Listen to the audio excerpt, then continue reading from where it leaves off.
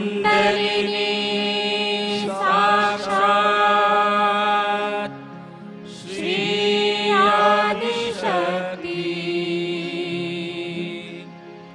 माताजी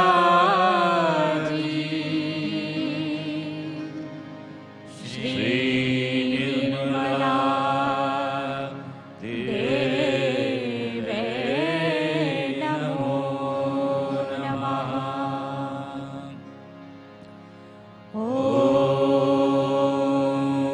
त्वमेव साक्षात् श्री कल्की साक्षात् श्री आदिशक्ति माताजी श्री निर्मला देवे नमो नमः।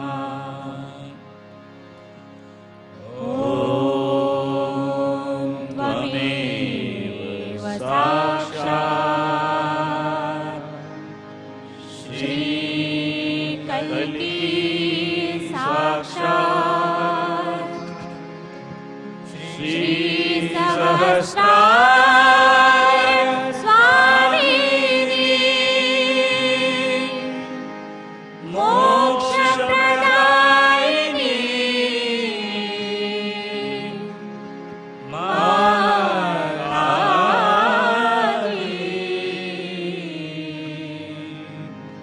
श्री निर्मला देवे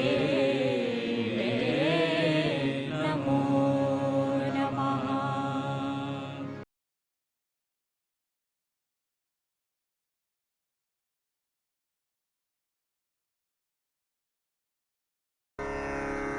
ॐ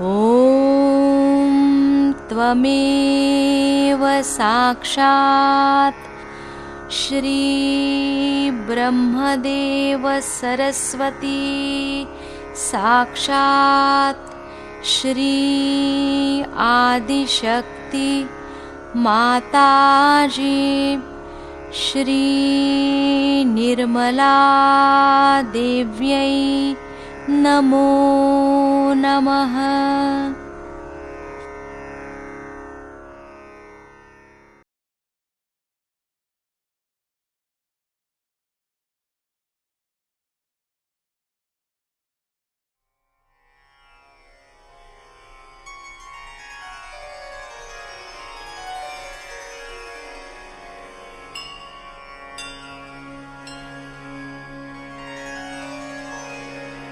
जय जगदीश्वरी माता सरस्वती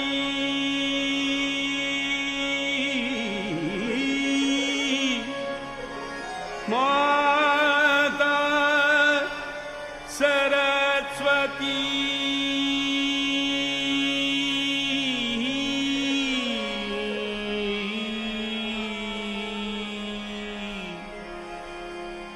माता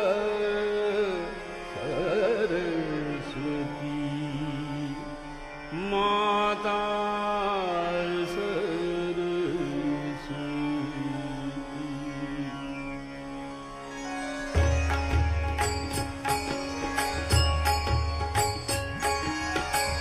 जय जगदीश्वरी माता सरस्वती जय जगदीश्वरी माता सरस्वती जय जगदीश्वरी माता सरस्वती शरणागत प्रतिपालनहारी शरणागत प्रतिपालनहारी शरणागत प्रतिपालनहारी शरणागत प्रतिपालनहारी जय जगदीश्वरी माता सरस्वती जय जगदीश्वरी माता सरस्वती।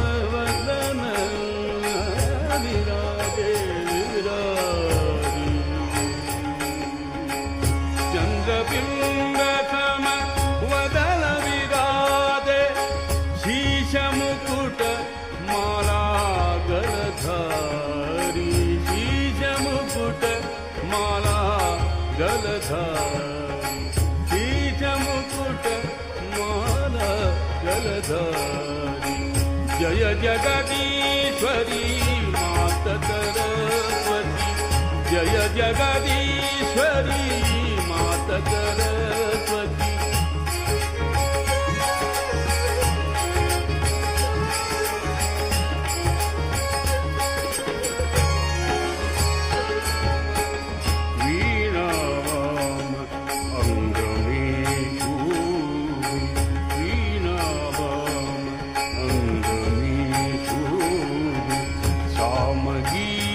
ध्वनि मधुर प्यारी साम गीत ध्वनि मधुर प्यारी साम गीत ध्वनि मधुर प्यारी साम गीत ध्वनि मधुर प्यारी जय जगदीश्वरी मात सरस्वती जय जगदीश्वरी मात सरस्वती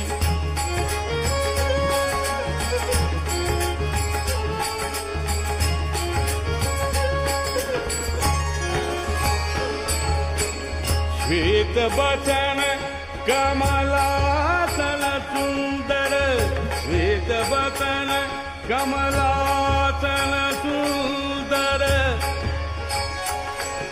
कमलासन कमलासन सुंदर श्वेत बचन कमलासन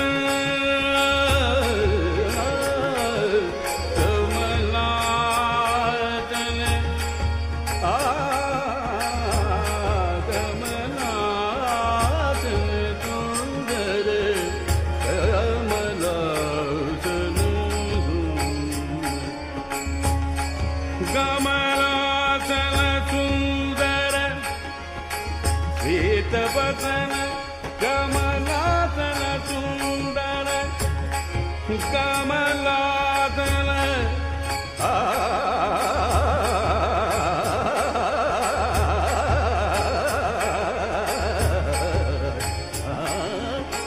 श्वेत बचन कमलासन सुंदर संग सखी शुभ हंस सवारी संग सखी शुभ हंस सवारी जय जगदीश्वरी मात सरस्वती जय जगदीश्वरी मात सरस्वती जय जगदीश्वरी मात सरस्वती शरणागत प्रतिपालन हारी शरणागत प्रतिपालन हारी शरणागत प्रतिपालन हारी शरणागत प्रतिपालन हारी शरणागत प्रतिपालन हारी ब्रह्मानंदमय ब्रह्मानंदमय दास तुम्हारो ब्रह्मानंदमय दास तुम्हारो ब्रह्मानंदमय दास तुम्हारो तुम्हारो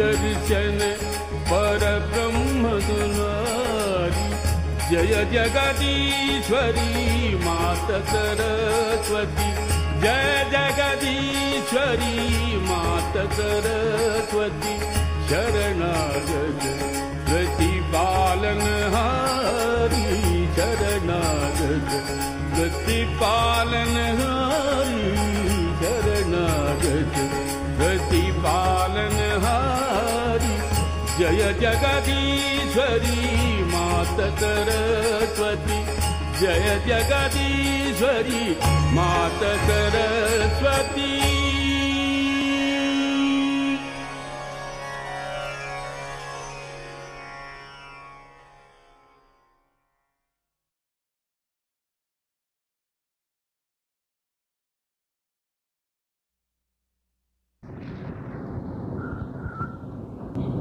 सत्य को खोजने वाले आप सबको हमारा प्रणाम।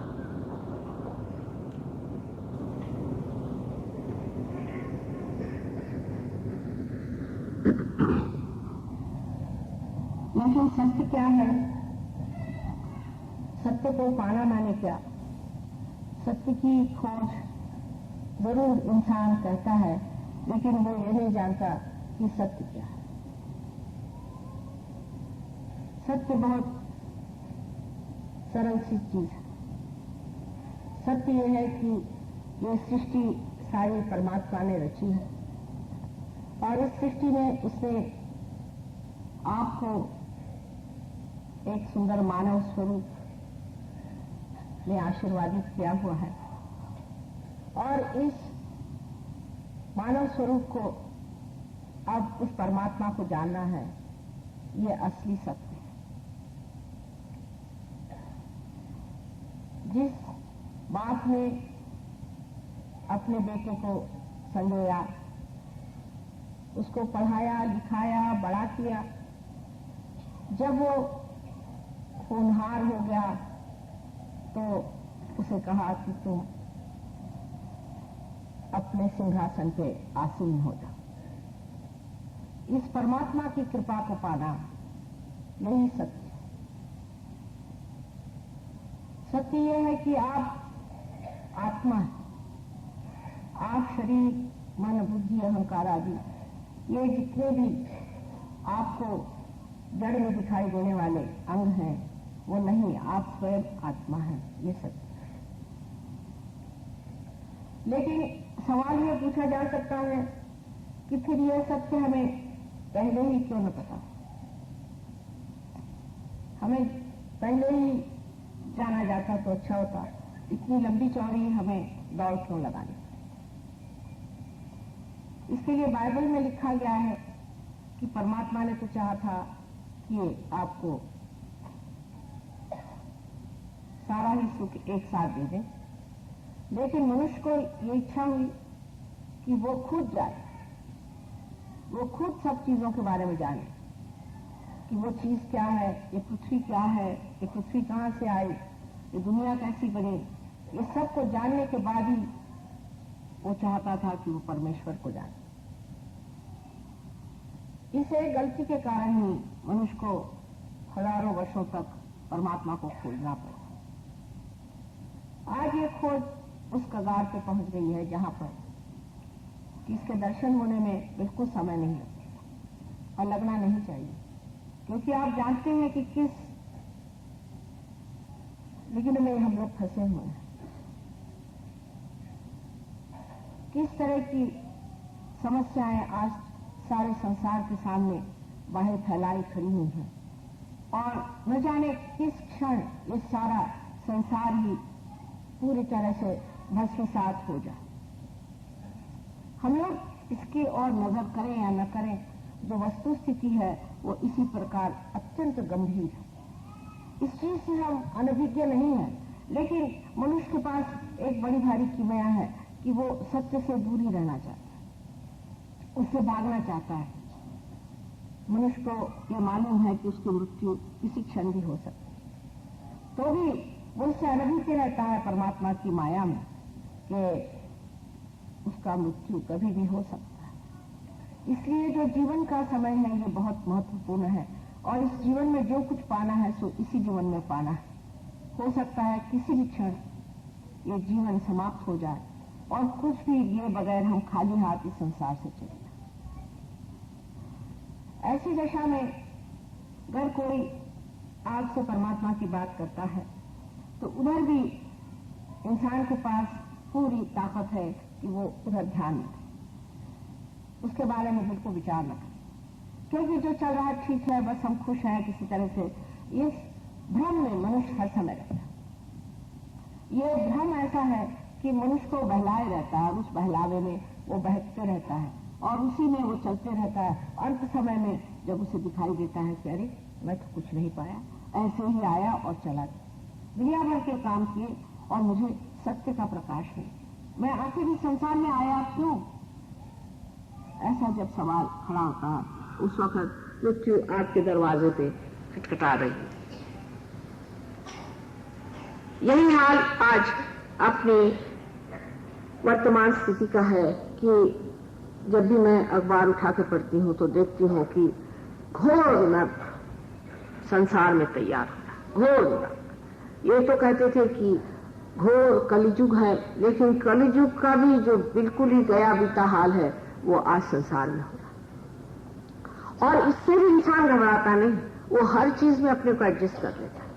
उसमें ये एक विशेषता है कि वो चाहे कैसा भी हो, नर्क भी हो, उसमें भी रम जाता है, उसमें भी इसी तरह से ठीक है चलने दो जैसा भी। लेकिन जब कोई सोचा जाए कि क्यों, जबकि सृष्टि की परमात्मा ने अच्छी बनाई, जब भगवान ने सब हमें दिया हुआ है, हम हर तरह से आशीर्वादित हैं और सब साधु संतों ने कहा हुआ है कि आपको परमात्मा ने बहुत प्यार किया और बहुत कुछ आपको दिया हुआ, तो आखिर क्यों हम लोग ऐसी दशा में पड़े हुए हैं कि हमारे भविष्य के बारे में हमें कुछ पता ही। भविष्य के बारे में मैंने आपसे पहले बताया था कि जो लोग भविष्य की ओर नजर रखते हैं उनकी नजर बहुत ही ऊपरी चीजों पे, खोखली चीजों पर रहती, गहरी चीजों की ओर वो सोचते नहीं। भविष्य की ओर ज्यादा से ज्यादा सोचेंगे तो ये सोचेंगे कि भाई हमारे घर में कितना सामान हम ला सकते हैं, क्या चीजें हम जोड़ सकते हैं, आगे के लिए हमें क्या करना चाहिए, किस तरह से हमारा मकान बना जाना चाहिए, बच्चों की पढ़ाई लिखाई का क्या इंतजाम होगा, उनके लिए इंश्योरेंस क्या करना है, वगैरह वगैरह। इस तरह की बेकार की चीजों पे सारा समय चला जाता है। क्या पता कल का भविष्य हम अपने बच्चों के लिए कैसा बना रहे, उनका क्या हाल होगा, क्या पता। कुछ कह सकते हैं, भविष्य आपके सामने नहीं है। सत्य को जानने का मतलब ये होता है कि सत्य को जानते ही आप भविष्य, भूत और वर्तमान तीनों को ही जानते हैं। लेकिन उसकी खोखली चीजें नहीं, उसकी बाह्य चीजें नहीं, उसके उपकरण नहीं, पर उसकी असलियत। और उसकी असलियत यह है कि मनुष्य का भविष्य बहुत उज्जवल है अगर वो चाहे, और न चाहे तो दुर्दम है, फिर उसका कोई इलाज नहीं। अगर वो चाहे तो उसका भविष्य अत्यंत उज्जवल है। आज वो मानव स्थिति में खड़ा है, मानव स्थिति से जरा सा ही ऊंचा उठते ही उसका भविष्य बदल सकता है। सारा कुछ जो कुछ आज वर्तमान में इतना दुखदाई और दुर्धर दिखाई दे रहा है, वो सारा ही एकदम से खत्म हो करके मनुष्य उस भविष्य के ओर ऐसा अग्रसर होता है कि उसे आश्चर्य होता कि वाकई में क्या मैं वही हूँ जो था, जो मैं संसार में आया था, क्या मैं वही हूँ? ऐसा भविष्य आपके अंदर निहित है। जैसा कि मैंने आपसे पहले बताया था कि एक बीज में उसका जो कुछ भी भविष्य का नक्शा है, जो उसमें से पेड़ निकलने वाले हैं, सभी सूक्ष्म से लिखे हुए हैं। इसी प्रकार आपका भी भविष्य आपके ही अंदर लिखा हुआ है। वो इस प्रकार जैसा कि आज आप देख रहे हैं, जो आपके सामने है, इसी से आप अपना भविष्य जान सकते हैं। पहले तो ये जानना चाहिए कि सूक्ष्म में हम क्या है। जब तक आप इसे नहीं जानिएगा, आप अपने भविष्य के बारे में भी नहीं जान सकते कि सूक्ष्म में हम किस लिए बनाए गए, हमारे अंदर क्या क्या शक्तियां हैं और हम कौन सी शक्ति को प्राप्त कर सकते हैं। ये जानने से पहले हम पहले हैं क्या, उसे समझ लेना चाहिए। ये आपका वर्तमान का, ये आपकी वर्तमान स्थिति है। और जैसे मैंने आपसे कहा था कि वर्तमान का जो सूक्ष्म है वो बहुत महत्वपूर्ण है। और आज के वर्तमान के सूक्ष्म के बारे में मैं आपसे बताने वाली हूँ, जो आपके अंदर अभी इस वक्त पूरी तरह से स्थित है, मौजूद है। यह आपके अंदर बसी हुई पूरी तरह की एक व्यवस्था परमात्मा ने बड़ी सुंदरता से की हुई। आपके अंदर कुंडलिनी त्रिकोणाकार अस्थि में बैठी हुई, और उसके नीचे ये जो चक्र है इसे मूलाधार चक्र कहते हैं, और कुंडलिनी जो है ये स्वयं मूलाधार कहला जाए।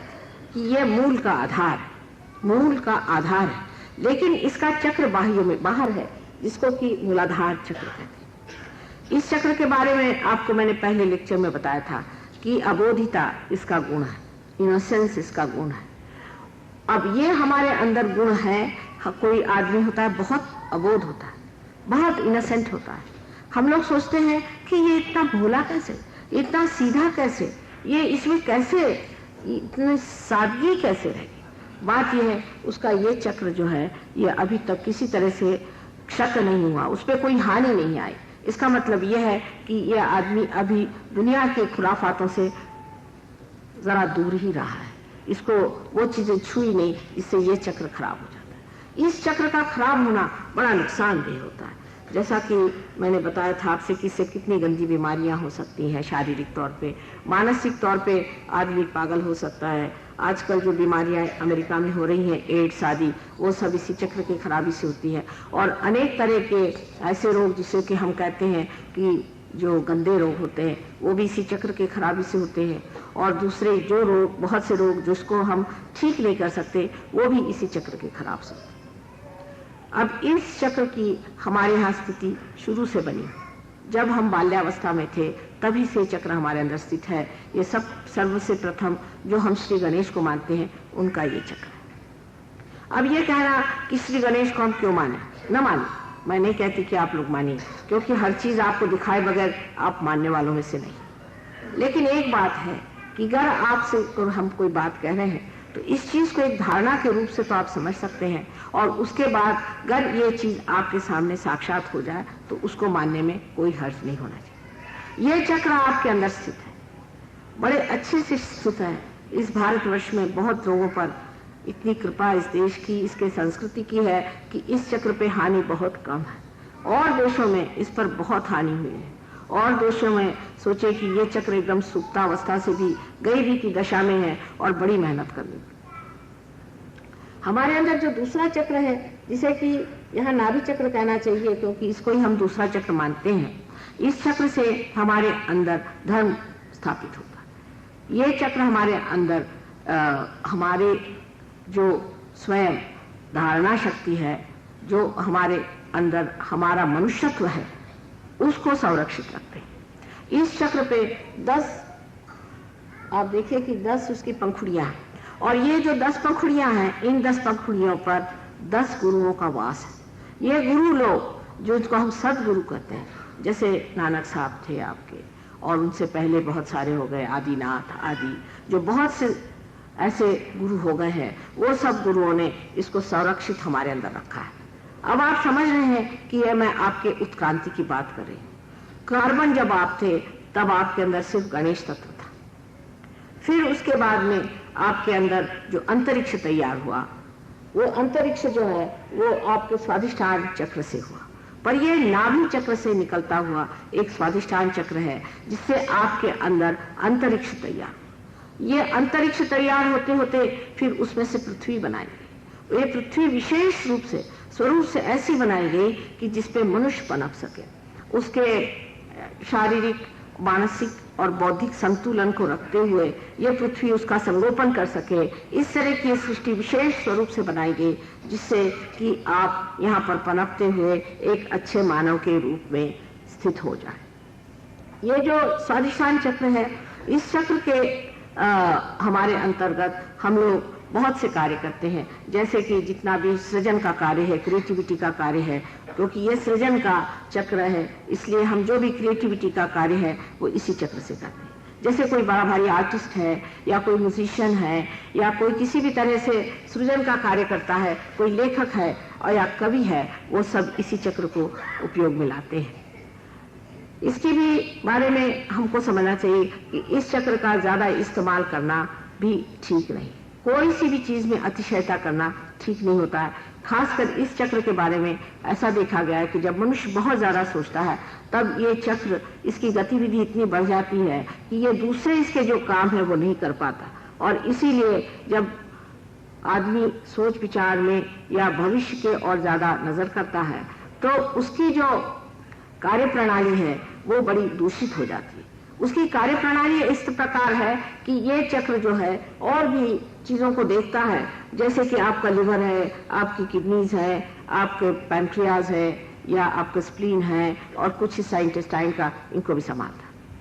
ये सब चीजों को संभालने की जगह अगर इसको सिर्फ आपके विचार के लिए जो आपके ब्रेन में जो छोटे छोटे सेल्स हैं उन सेल्स के लिए तैयारी करनी पड़े और जो पेट में जो मेद है यानी फैट है उसके छोटे छोटे पेशियों को तैयार करना पड़े, तो उसका बाकी का जो काम रह जाता है और उसके कारण जो आदमी सोचता है उसे जिस तरह की बीमारियां होती हैं, माने सबसे बड़ी तो उसको बीमारी पहले होती है जो लिवर की बीमारी, ऐसे आदमी को लिवर की बीमारी होती है, या उसे जो है पैनक्रियास की मैंने डायबिटीज हो सकता है, या उसे ब्लड कैंसर हो सकता है, और उसके अलावा उसको हाई ब्लड प्रेशर भी हो सकता है। क्योंकि जब आप आगे की बहुत सोचते हैं तब आपका एक जो चक्र है बेचारा वो उसमें संलग्न हो जाता है, जिससे कि उसकी जो बाकी की जो क्रियाएं हैं वो सब रुक जाती हैं। मैंने अंग्रेजी में इसके बारे में आपको बताया था और आज मैं थोड़ा हिंदी में बता रही हूँ जिससे सिलसिला बनता जाए।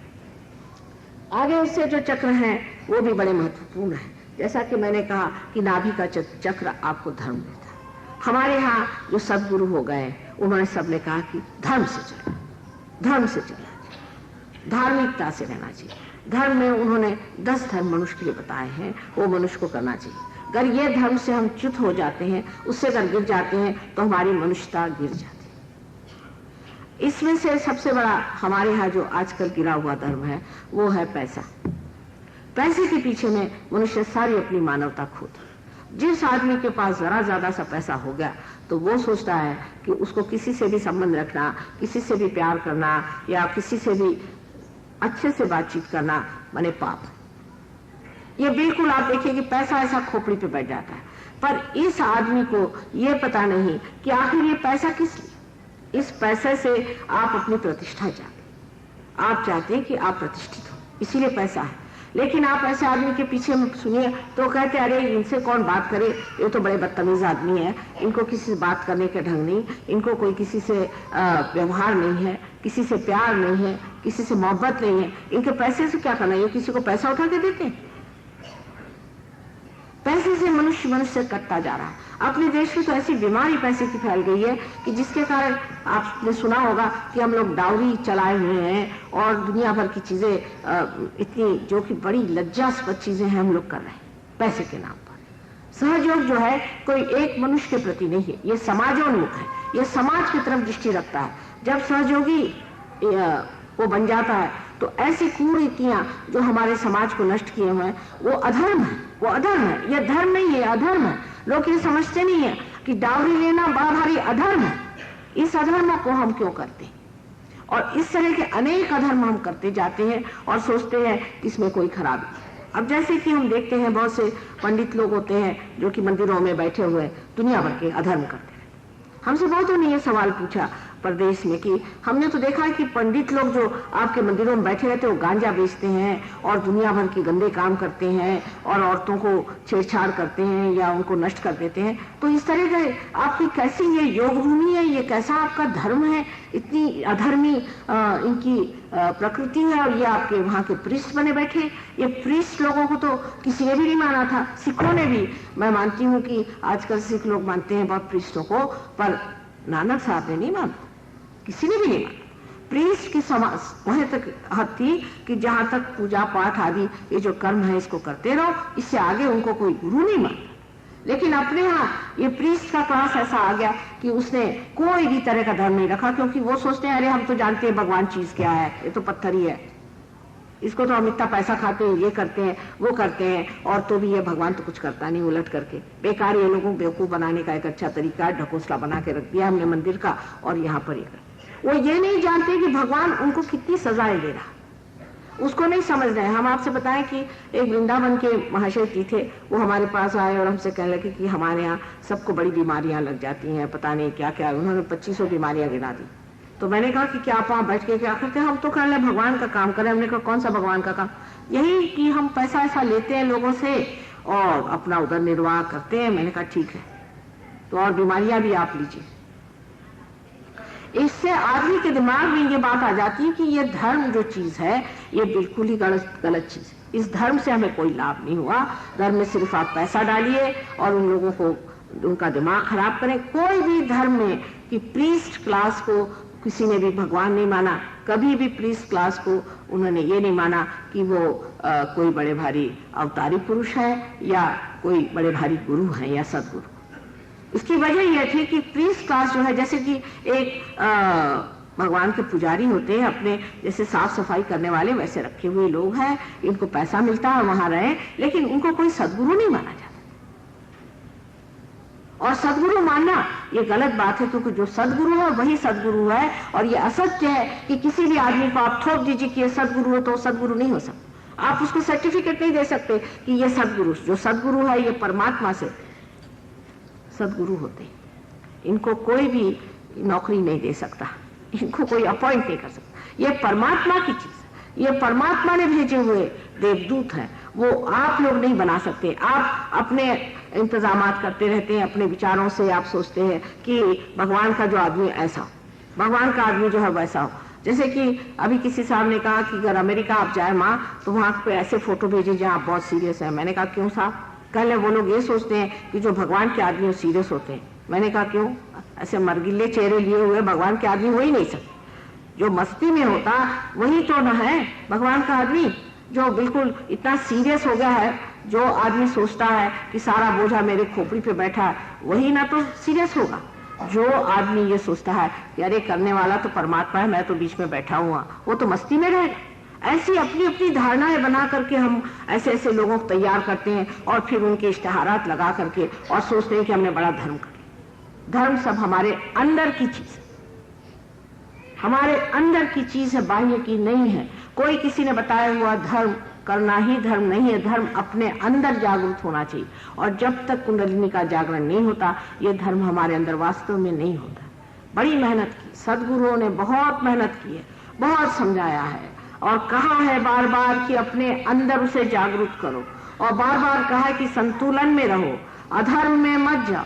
लेकिन हम लोग उसको मानते नहीं। ऐसे लोग देखते हैं कि जो लोग कहते हैं कि हम बड़े धार्मिक हैं, इधर धार्मिक कहते हैं, उधर लोगों को मारते पीटते रहते हैं, या कहते हैं हम धार्मिक हैं अपने घर वालों को सताते हैं, कहते हैं हम धार्मिक हैं और किसी को गरीबों को सताते हैं। ऐसे आदमी धार्मिक हो नहीं सकते, क्योंकि परमात्मा का एक धर्म है सिर्फ, जो है प्रेम, जो है सिर्फ प्रेम। प्रेम के अलावा परमात्मा और कुछ नहीं। अगर उसको हमारे प्रति प्रेम नहीं होता तो उसने हमें इंसान न बनाया, इतनी मेहनत न की होती। हालांकि हमने उसके प्रति कुछ नहीं किया। अगर इंसान सोचे आज हमने भगवान के प्रति क्या किया, ये तक तो नहीं हुआ कि हम धर्म से रहे, ये तक तो नहीं हुआ कि हमने प्रेम बांटा, ये तक तो नहीं हुआ कि हमने दूसरों की कोई पूछताछ करी, जो उसी के बंदे बैठे हुए। सब गलत सलत चीजों को धर्म मान करके जब हम चल पड़ते हैं, तब अपने बच्चे पूछते हैं कि अगर यही धर्म है तो हमें ऐसा भगवान नहीं चाहिए। वो भी उनकी बात सही। तो सहयोग जो है एक समाजोन्मुख है, समाज की तरफ उसकी दृष्टि है। जब आप सहयोग में आते हैं तो आपको ये सब गलत धारणाएं अपनी तोड़नी पड़ती। तब बहुत से लोग बुरा मान जाते हैं कि जैसे समझ लीजिए कोई सहयोग में आया और हमने कहा कि देखिए आप डावरी नहीं ले सकते, तो वो नाराज होकर चले जाते हैं। चले जाए, भले चले जाए, क्योंकि यहाँ गलत आदमी बिठाने से फायदा क्या? क्योंकि सहयोग चीज ऐसी है कि जिसमें आपको कुछ बनना पड़ता है। कोई सर्टिफिकेट नहीं मिलने वाला आपको कि आप साहब सहयोगी हो गए, आपने इसे बनना पड़ता है। अगर आप इसमें कुछ बनिएगा नहीं तो आपके हाथ में चैतन्य नहीं आएगा, नहीं आपको माना जाएगा कि आप आत्म साक्षात्कारी पुरुष हैं। अभी संत साधु हो, हमारे यहाँ कबीरदास जी हो, नानक साहब हो गए, बड़े बड़े संत साधु हो गए, उनके कितने नाम लिए जाए उतने कम है। उनको क्या कहना पड़ता था कि आप ये गलत काम मत करो, वो गलत काम मत करो? क्या ऐसा उन्हें बताना पड़ता था? वो स्वयं ही धर्म में खड़े रहते थे, वो स्वयं ही धर्म की बात करते थे। उनको कभी भी ऐसा तो नहीं कहना पड़ा कि आप ये गलत काम मत करो, इधर मत जाओ, शराब के गुत्ते पे मत जाओ। क्यों नहीं करते? आखिर ये सोचना चाहिए कि वो उनके पास भी शरीर धारणा थी, तो वो ऐसे गलत काम क्यों न करते थे, और क्यों वो प्रेम में इतने अभिभूत रहते थे। उसके लिए सोचना ये चाहिए कि उनके अंदर कोई न कोई हमसे ज्यादा चीज थी, कोई न कोई ज्यादा ताकत थी। और वो कौन सी ताकत थी उनके अंदर? उनके अंदर ताकत थी कि जिसे हम कहते हैं धर्म की शक्ति। और धर्म की शक्ति जो है अत्यंत प्रेममय। इसके अनेक उदाहरण हमारे यहाँ हैं जैसे रामचंद्र जी से लीजिए कि जब वो जंगल में गए तो एक भीलनी वहां खड़ी थी, उसके दांत बेचारे के पास थोड़े से दांत थे। बुढ़िया भीलनी औरत बेर तोड़ के लाई, उसमें एक दांत लगा करके देखती थी कि यह खट्टा तो नहीं है, और वो रामचंद्र जी को उन्होंने दिया।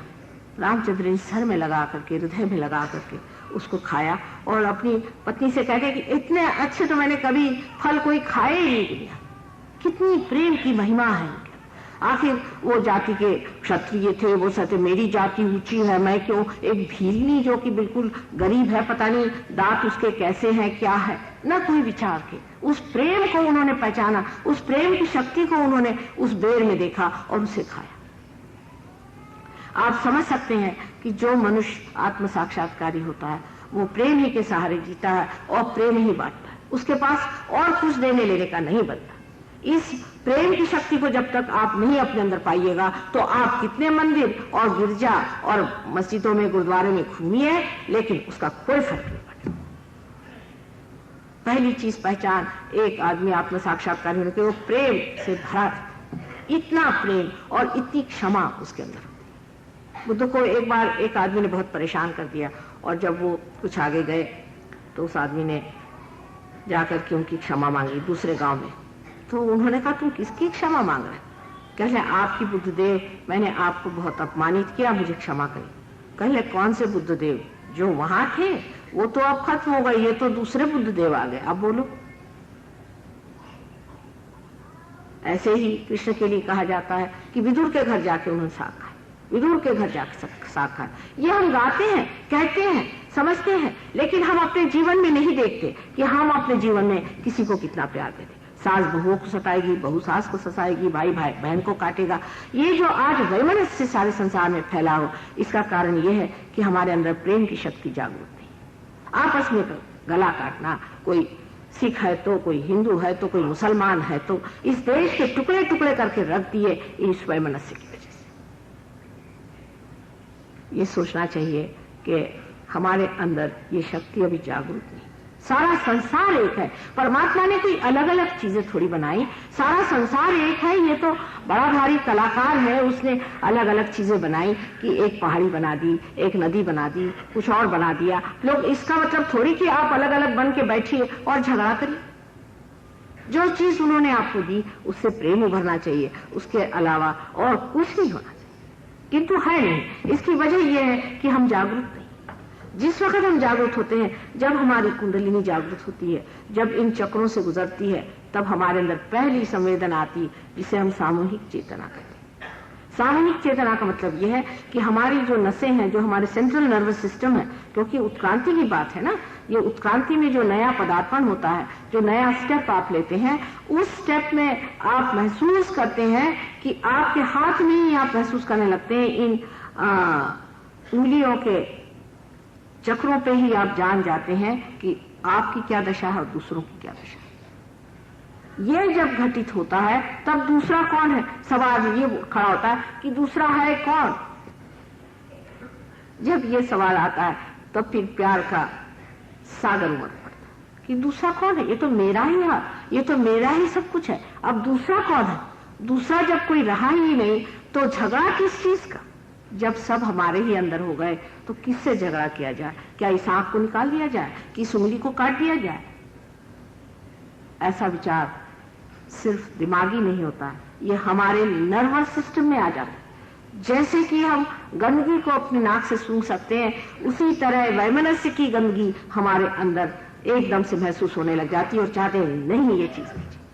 जब धर्म जागृत होता है तो हमारी इतनी धार्मिक चेतना जबरदस्त हो जाती कि उस धर्म के अंदर हमें बताने की जरूरत नहीं कि अधर्म क्या है, मनुष्य एकदम उसे छोड़ देता।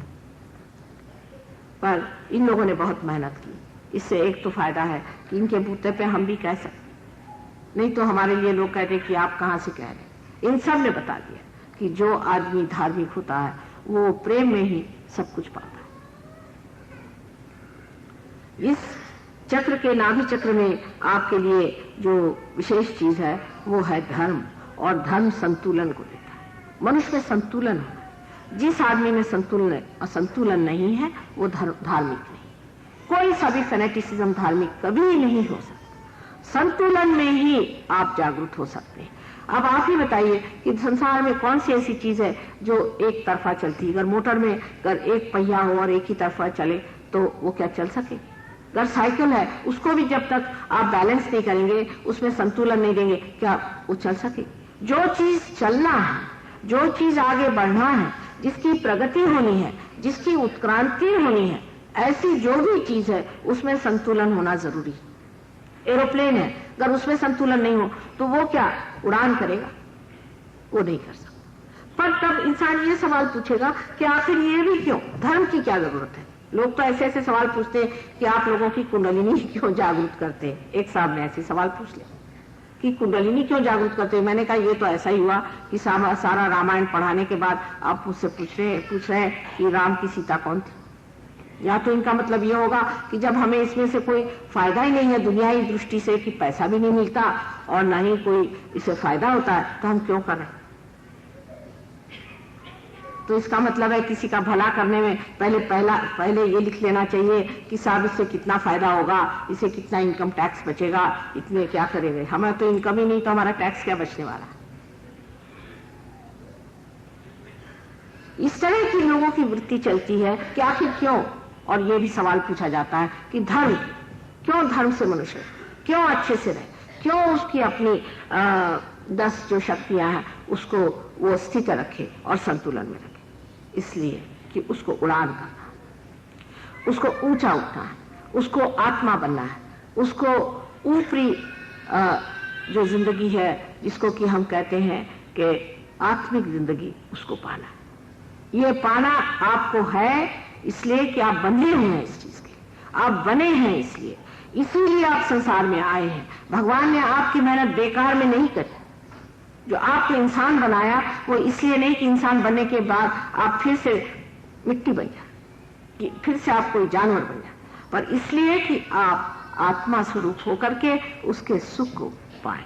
इसलिए भगवान बनाया है। ये सत्य हमें जान लेना चाहिए। हम लोग तो अब ये सोचते हैं कि जो कुछ भी हमें मिला है, ये शरीर, ये आंखें, ये हाथ, ये जैसे कुछ हमारा हक था इसलिए मिला, हमें मिल गया, अब इससे आगे हमें कुछ करना ही नहीं। ये आपको मिला नहीं, ये दिया गया है। ये सब आपको आशीर्वादित किया गया है। इससे आगे क्या करना, आगे कहाँ जाना, यही सूक्ष्म जो हमारा भविष्य है उसके और हमारी नजर नहीं, और जो बेकार की चीजें उसके और हमारी नजर। जब ये हमारे अंदर जागृत हो जाती है, ये उत्कंठा या ये क्यूरियोसिटी कि अब इससे आगे हमें कहाँ जाने का है, इससे आगे हमें क्या पाने का है, जिस वक्त आपके अंदर ये तृष्णा जागृत हो जाती है, ये इच्छा जागृत हो जाती, उस वक्त कहा जाता है कि आप साधक।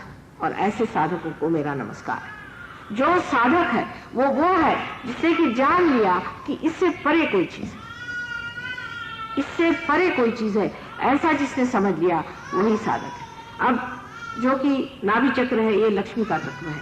इस लक्ष्मी तत्व में हम घूमते रहते हैं। सारा लक्ष्मी तत्व जो है पैसा कौड़ी, ये वो दुनिया भर की चीज, और फिर धर्म के चक्कर, ये सब चक्करों में हम घूमते रहते हैं।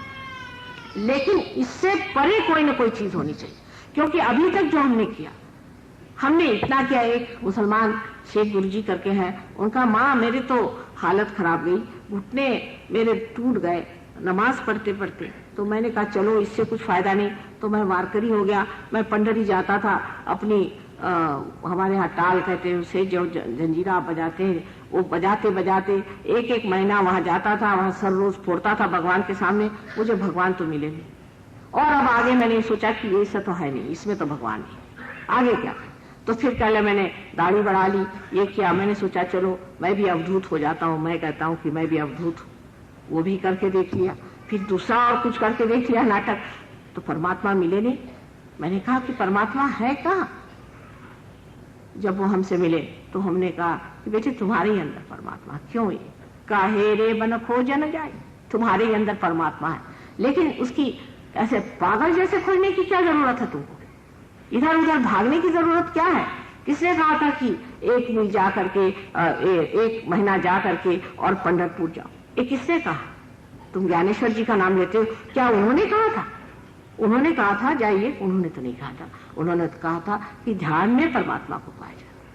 जब ध्यान कहा गया है तो क्या आप बैठ करके परमात्मा का ध्यान किया आपने? क्या आपने सोचा कि आगे जाना है? जिस दिन ये मनुष्य के मन में भावना आई उसी दिन लक्ष्मी से महालक्ष्मी का तत्व बन जाता। जिस दिन ये विचार उसके अंदर जागृत हुआ कि इससे आगे कोई चीज पाने की है, उसी दिन उसका जो लक्ष्मी तत्व है वो महालक्ष्मी तत्व बन जाता। और महालक्ष्मी तत्व जो है उसी से हमारी सुषुम्ना नाड़ी जो है, जो पूरी ऊपर से नीचे तक मध्य मार्ग है, जिसे मिले बात कहा जाता है, वही मध्य मार्ग पूरी तरह से स्थापित हो जाता है। उस मध्य मार्ग में जो शक्ति है वो इस वक्त सीमित है, लेकिन नजर आपकी ऊंची हो जाती, नजर आपकी ऊंची हो जाती। धीरे धीरे ये बाह्य की उपकरण और ये जो आंदोलन है ये सब खत्म हो करके इंसान उस दिशा की ओर बढ़ता है जिधर उसे बढ़ना है। आप कहें कि हमें कुंडलिनी का जागरण नहीं करना है, न कराई, कोई आपको जबरदस्ती कभी कोई कर ही नहीं सकता इसमें। यह तो जब तक आपके अंदर महालक्ष्मी का तत्व जागृत नहीं होगा तब तक हमारे हाथ टूट जाएंगे, आप पार नहीं हो सकते। अगर आपके अंदर ये महालक्ष्मी का तत्व जागृत हुआ कि इससे परे कोई चीज जिसे पाना है, और जो आज तक हम करते आए वो तो सिर्फ तैयारियां थी, वो कुछ हमने रास्ता उठाया नहीं अभी तक, हमारी कदम अभी तक उधर बढ़े नहीं।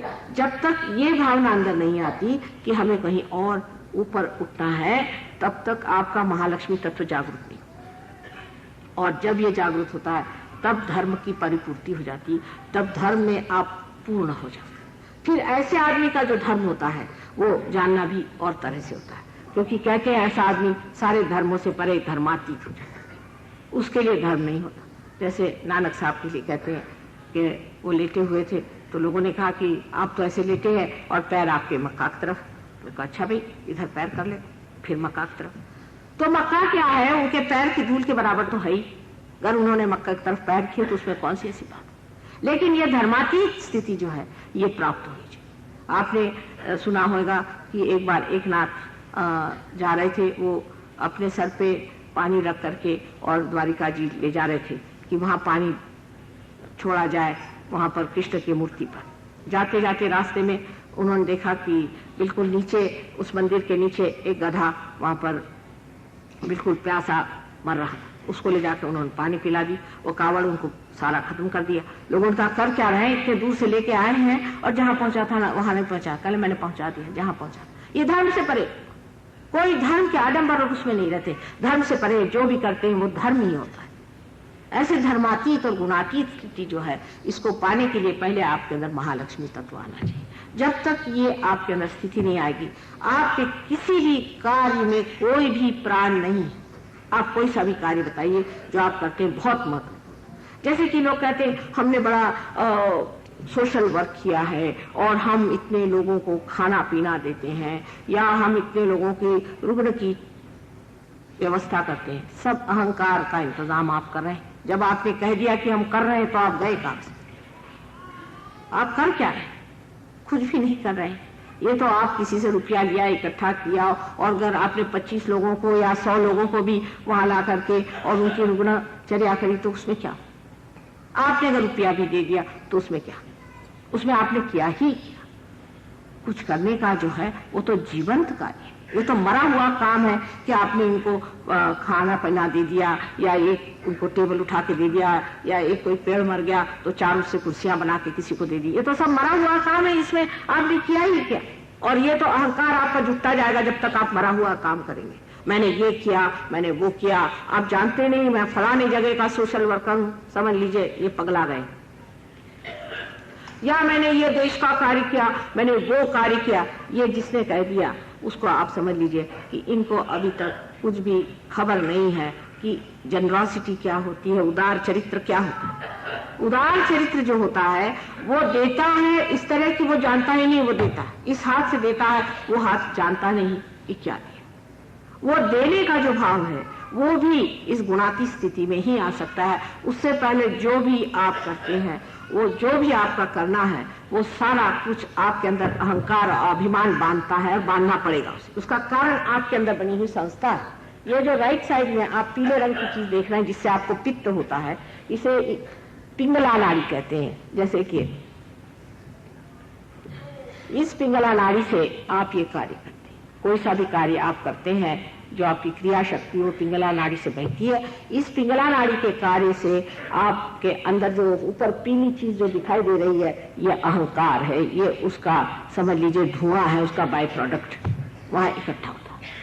तो आप ये कहें कि नहीं मैं तो जो भी काम करता हूँ माता जी मैं तो परमात्मा के चरणों में रखता हूँ, ये आप अपने को भुलावा में रख रहे हैं।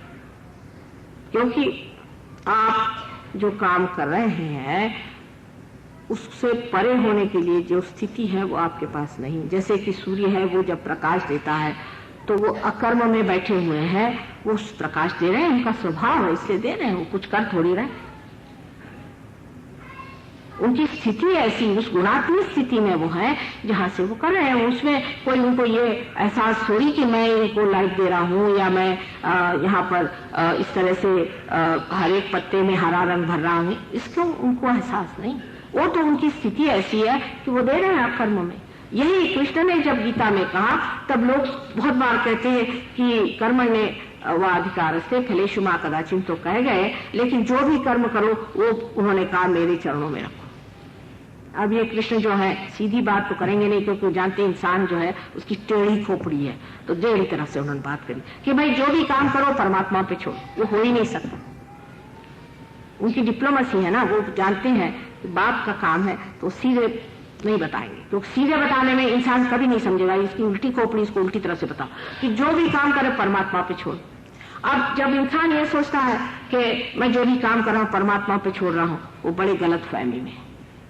जैसे कि एक बच्चा है और वो एक गाड़ी को हाँक रहा है, उसके बाप ने आके कहा कि पहले तो वो बता देते, पहले उन्होंने कहा कि आप स्थितप्रज्ञ हो जाओ पहले, तो उन्होंने कहा कि आप इस जो घोड़ा है इसको आप सामने रखो, इसको जोड़ लो, जो आत्मा है उसको जोड़ लो और तब गाड़ी हाँको। उसने कहा कि ऐसे कैसे? अर्जुन ने कहा ऐसे कैसे, तुम तो कह रहे कि साक्षी बनो और इधर कह रहे कि तुम युद्ध करो। तो इन्होंने कहा अच्छा ठीक है, तुम घोड़े को पीछे रखो, कोई हर्जा नहीं, बस हाँकते रहो और घोड़े पे नजर रखो, बस सब चीज घोड़े पे समर्पित कर दो तो हो जाएगा। जब वो गाड़ी चलेगी नहीं तब बताना पड़ेगा कि बात ऐसी है कि घोड़ा आप आगे करिए, ये माँ का काम कि बेटे इस चक्कर में मत रहना, तुम सीधे घोड़े को आगे करके जोड़ लो, जब तक आत्मा से जुटेगा नहीं ये गाड़ी आगे जाने वाली नहीं।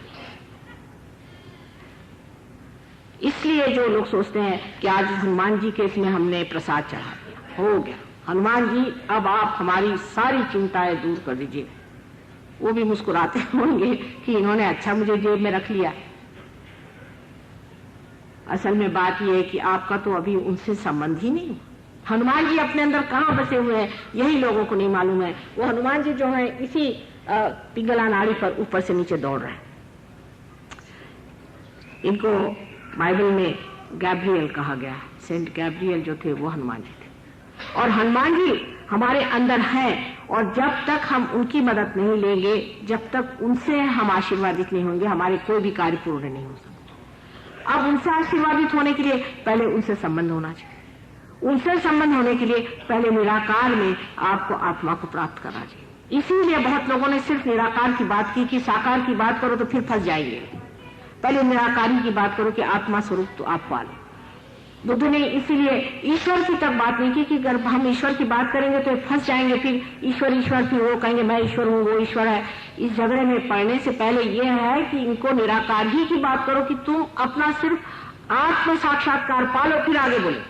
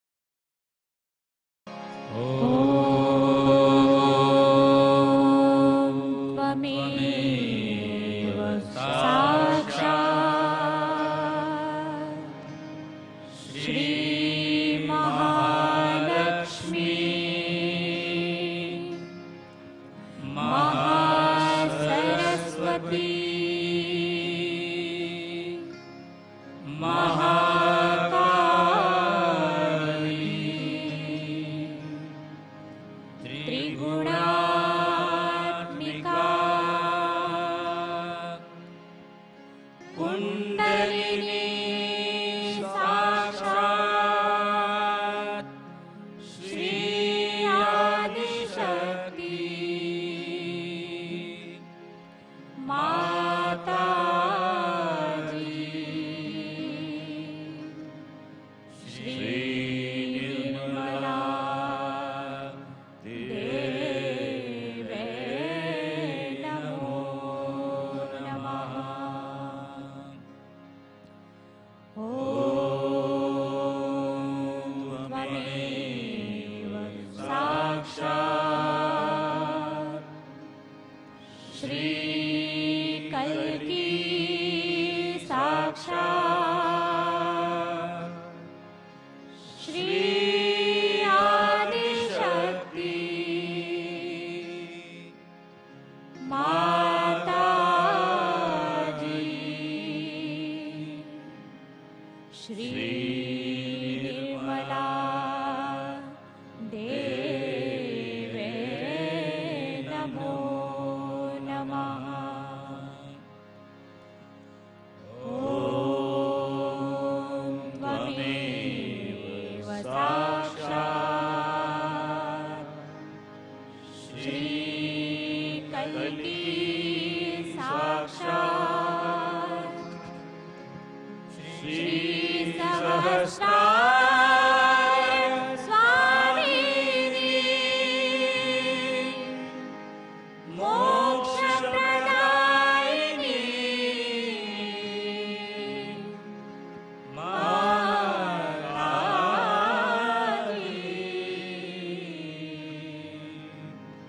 श्री निर्मला देवे नमो नमः। श्री निर्मला देवे नमो नमः। श्री